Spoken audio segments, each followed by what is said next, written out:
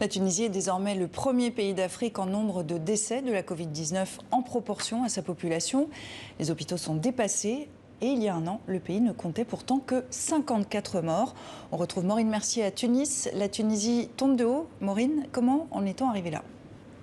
Alors, il y a évidemment sans doute plusieurs raisons, hein. D'abord, les Tunisiens le disent eux-mêmes, ces derniers mois, ici, on n'a pas suffisamment respecté les gestes barrières, à savoir la distanciation sociale, le port de ce qu'ici on appelle la bavette, à savoir le masque.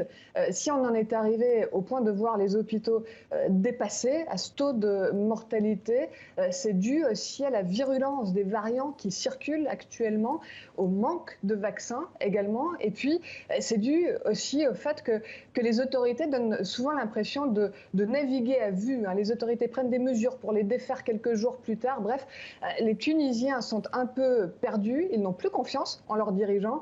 Ça aussi, ça engendre ce flottement qui a mené à cette situation, pour ainsi dire, catastrophique. Vous évoquiez les hôpitaux, Maureen, c'est impossible d'y tourner à l'heure où on se parle. Est-ce qu'on sait ce qui s'y passe exactement ?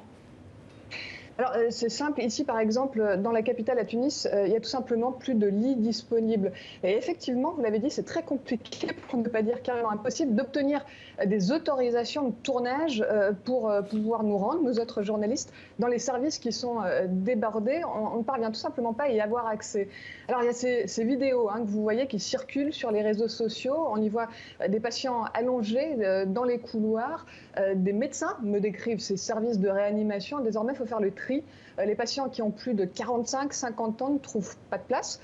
Pourquoi ? Tout simplement parce que les lits sont trop rares et il faut faire de la place pour ceux qui ont 25-30 ans. On commence à manquer d'oxygène. Les respirateurs, évidemment, ne sont plus suffisants. Le personnel hospitalier me dit aussi souvent carrément manquer de gants, hein, pour procéder aux soins.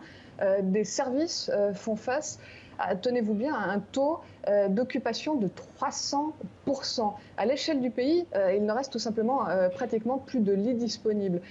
Ici, les Tunisiens me le disent souvent, hein, ils sont assez écœurés de voir les pays riches, l'Europe notamment, mais aussi les industries pharmaceutiques, refuser de distribuer le vaccin bien plus largement.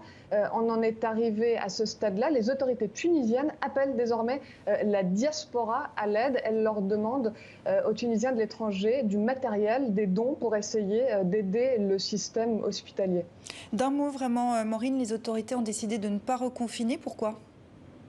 Tout simplement parce que d'un point de vue économique, un confinement général, national strict, ce serait impossible. Les Tunisiens le résument très bien d'une phrase, tout simplement, si je ne travaille pas, je meurs. Je ne meurs pas du Covid, je meurs d'un point de vue économique. Ici, à l'échelle de mon quartier, des gens sont testés positifs, ils continuent de travailler. Pourquoi ? Tout simplement parce qu'ils ont une famille à nourrir. Merci Maureen Mercier depuis Tunis.